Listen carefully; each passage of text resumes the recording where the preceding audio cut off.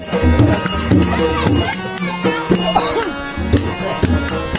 ग लवकर.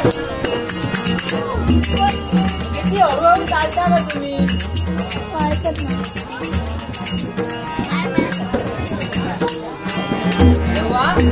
त्या हरणाच्या ठिकाणी आले खरं.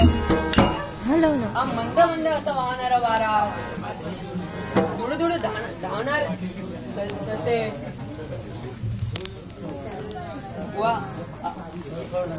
खळखळणारा तो झरा.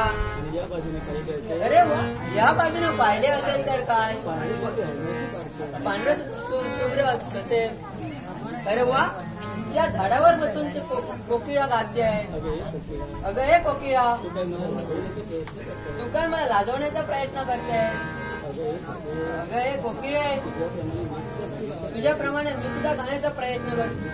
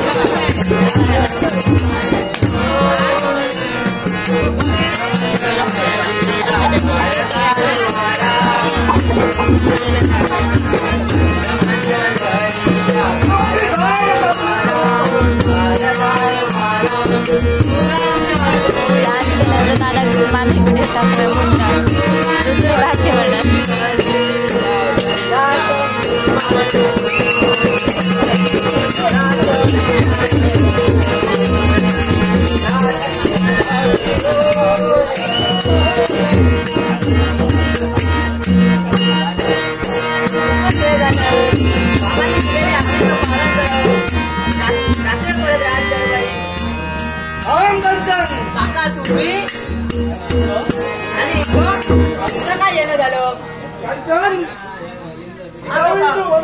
इथपर्यंत आली आहेस. होय काका, पण मी इथपर्यंत कशासाठी आलोय? कशासाठी काका? हे काका पुतणीचं नातं आता बंद कर. काका हे तुम्हाला शोभत नाही.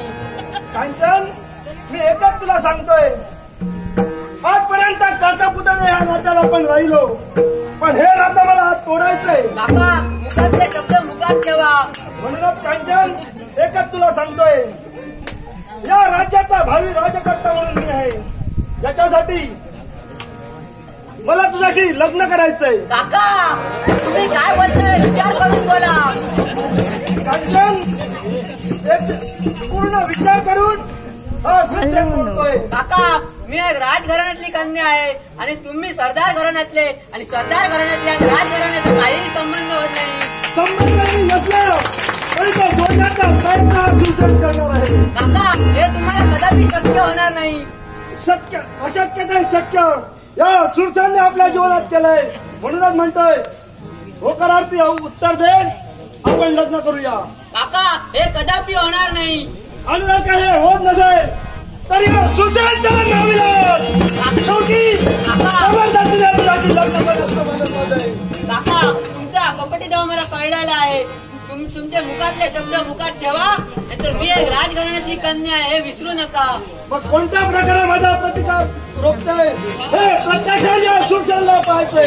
म्हणूनच डाव तुझा कुटील भाव कळला मला, चांगा डाव तुझा कुटील भाव कळला मला, चांगा डाव तुझा कुटील भाव कळला मला. फुल पडे जन्मनाचा अंतरंग तुझा, फुल पडे जन्मनाची, फुल पडे फुल पडे फुल पडे फुल पडे जन्मनाचा अंतरंग तुझा. डाव तुझा कुटील भाव कळला मला, चांगा डाव तुझा कुटील भाव कळला मला, चांगा डाव तुझा कुटील भाव कळला मला.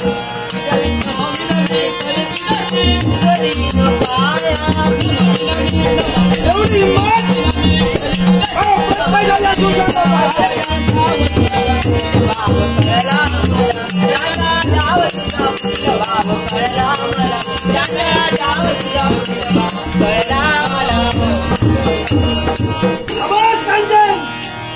शेवटी समकालीन बोलायला तुझा हक्क नसेल तर नाविलाज या सुरसेनचा अत्याचार, जबरदस्ती आणि या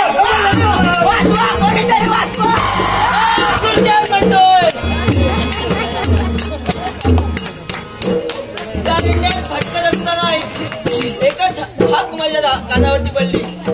आश्चर्य म्हणावं की नवल, धावा वाचवा नावाची हाक या अरण्यात फिरत असताना पहिल्यांदाच माझ्या कानावर पडली आहे.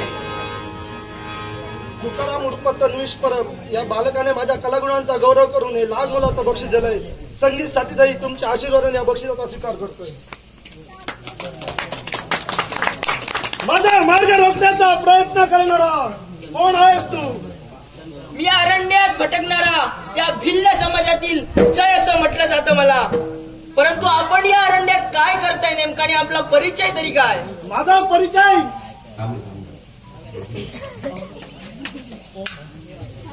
शांताराम परब याने माझ्या कलागुणाचा गौरव करण्यासाठी लहान मुलाचं पारितोषिक दिलं, याचा मी आनंदाने स्वीकार करतो. दादा परब यांनी पण माझ्या लहान यांनी पण कलागुणाचा करण्यासाठी लहान मुलाचं पारितोषिक दिलं, याचा पण मी आनंदाने स्वीकार करतो. शांतीपूर नगरीचा सर सेनापती सुरसेन आणि भावी होणारा राजकर्ता ही माझ्या देहाला सोडण्या. सुरसेन तुला म्हटलं जातं. सुरसेन, तू आता या ठिकाणी या स्त्रीवरती जबरदस्ती करतोय आणि या अरण्यामध्ये कोणत्याही स्त्रीचा अपमान मी मात्र सहन करू शकत नाही. यावेळी तू म्हणतो आम्ही जबरदस्ती करतोय, पण वेळेवर तुला प्रेमातलं काही कळत नाही. म्हणूनच अरे आम्ही जबरदस्ती करत नव्हतो, तर एकामेकासमोर प्रेम तक्रार करत होतो. ती म्हणत होती सुरसेन, ज्यावेळी या स्त्रीच्या तोंडून धावा वाचवा नावाची हायकायला आली, याला प्रेम नव्हे तर जबरदस्ती असं म्हणतात. यावेळी तू चुकतोय. प्रेमाची भाषा तुला कळत नाही. अरे प्रेमात केव्हा मजा येते ज्यावेळी पत्नी सांगते अहो मला असं ओढा करा. त्यावेळी प्रेमाला खरी गोडी असते आणि हे प्रेम आम्ही करण्याचा प्रयत्न करतो. तुझं काहीतरी भूल चुकली, जा तुझ्या मार्गाने तू जाऊ शकतो. सुरसेन, तुला पुन्हा एकदा सांगतोय, मुखातले शब्द तुझ्या मुखातच ठेव आणि आल्या मार्गे निघून जा, अन्यथा परिणाम वाईट होतील. म्हणजे जैन समाप्ताचा बोलणारा का तू जात नसेल तर नाव इलाज या सुरसेनचा कोण मार्गात घडवाईल त्याचा शेवट एवढाच जर का तू उन्मत्त झाला असशील तर होऊन जाऊ दे तुझ्या माझ्या जैन विनाशाला तू काही निघून करतोय. तुझा विनाश स्वतःच्या हाताने होऊन होतोय. या ठिकाणी तुझा मला शस्त्र रोखतोय, प्रत्यक्ष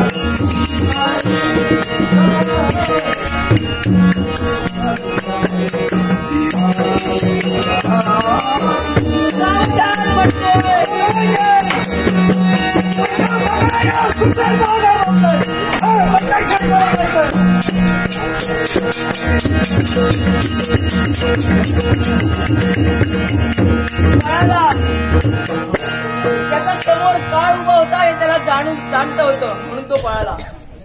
नमस्कार. तुम्ही माझ्यावर आलेलं संकट तुमच्यावर घेऊन त्या नरदमाला पळवून लावलंय. हे माझं कर्तव्यच आहे.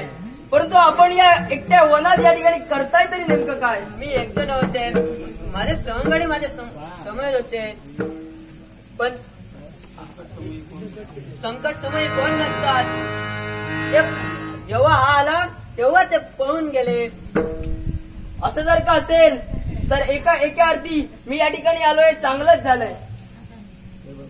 हे बघा, तुम्ही माझ्या याचं रक्षण केलंय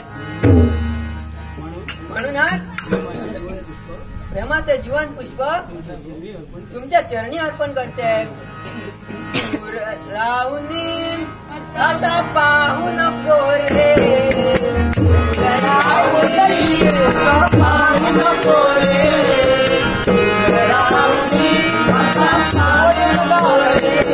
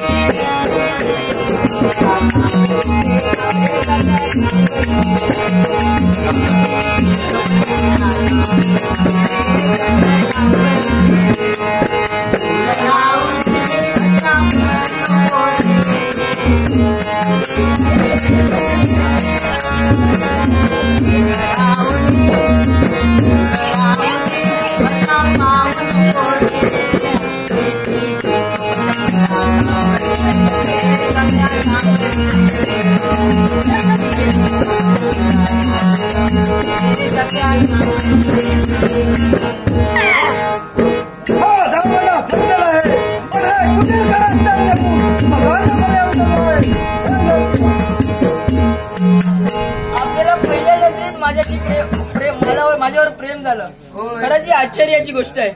परंतु या दरम्यान मलाही तुमच्यावर प्रेम झालं ही देखील आश्चर्याची गोष्ट आहे. आणि म्हणूनच आपण या ठिकाणी लग्न केलेलं बरं. पण तत्पूर्वी तुमच्या कुटुंबियांना याबद्दल माहिती दिलेली हेच खरंय. बरोबर आहे. चला मग आमच्या राजदरबारी. चला तर मग.